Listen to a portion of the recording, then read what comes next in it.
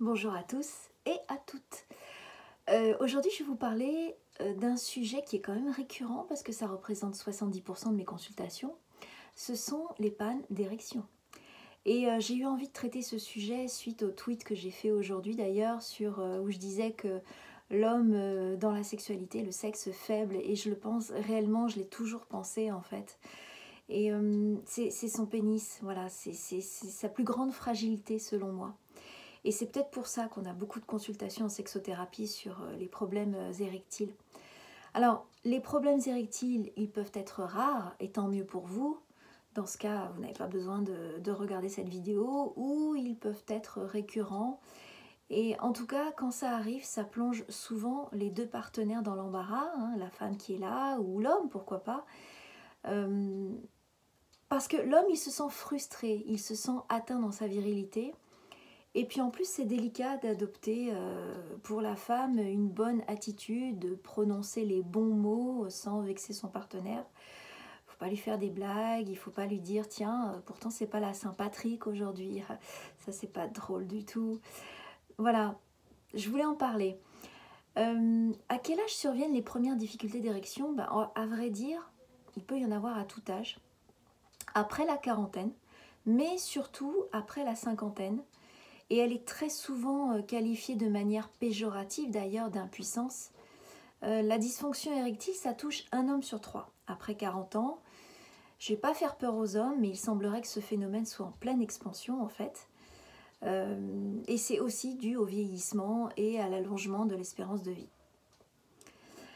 Ceux de moins de 45 ans, ils ont souvent leur panne qui est due à la fatigue, au stress, aux mauvaises expériences de vie qu'ils sont en train de vivre actuellement. Et c'est vrai que cette période un peu compliquée nous amène à plus de problèmes dans les couples à cause de cela.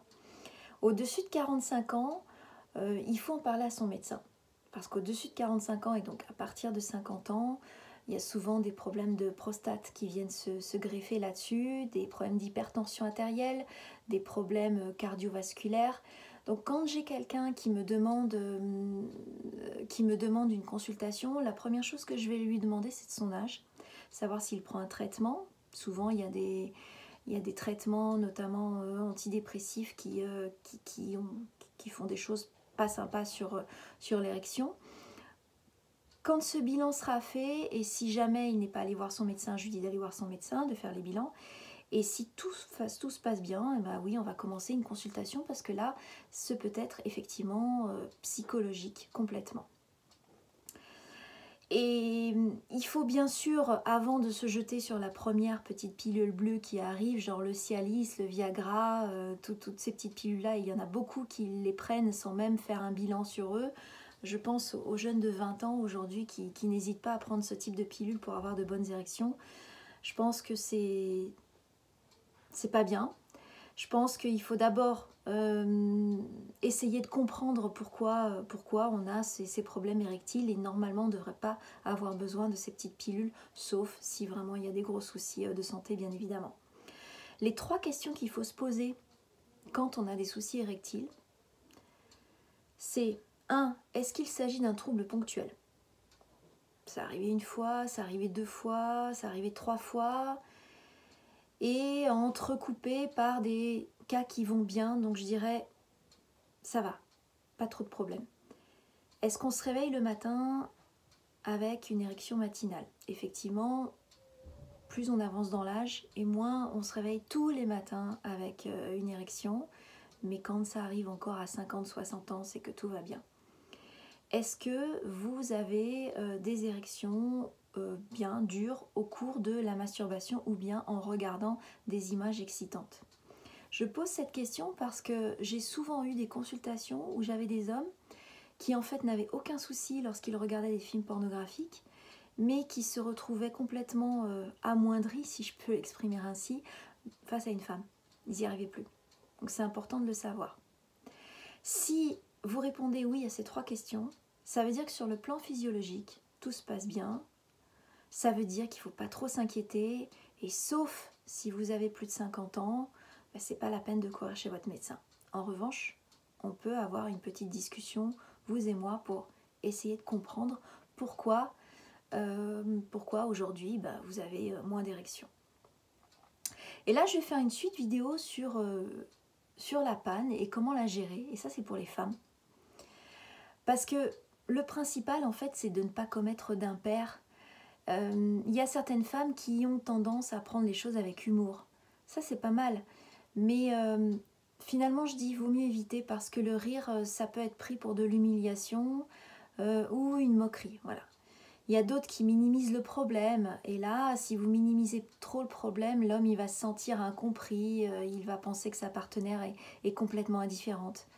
Il y en a d'autres qui consolent. Bon, c'est pas très très bon non plus parce que finalement, vous allez infantiliser votre partenaire. Et d'autres qui encore manifestent leur déception et qui génèrent de la panique chez l'homme.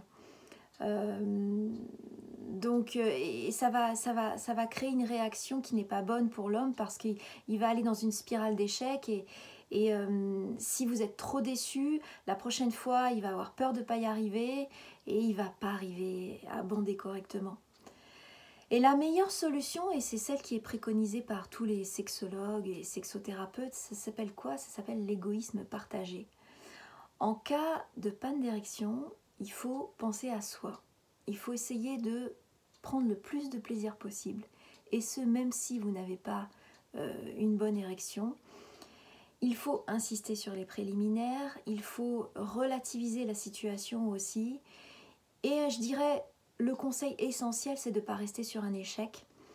Parce que, ou un acte manqué d'ailleurs.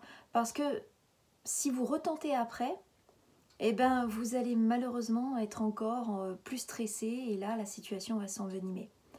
Donc, vous allez plonger dans ce que j'appelle une spirale d'échec. Et puis, une fois qu'il y a une panne, ben, l'homme a peur qu'elle revienne et elle revient en fait. Elle revient par le simple fait de cette angoisse. Voilà, donc en conclusion, j'ai envie de vous dire que ça va vous arriver, si ça ne vous est pas encore arrivé, qu'il faut relativiser, qu'il ne faut pas tomber dans la spirale d'échec et puis qu'il faut oser en parler aussi assez rapidement pour pas que le problème perdure, pour que vous puissiez le traiter correctement.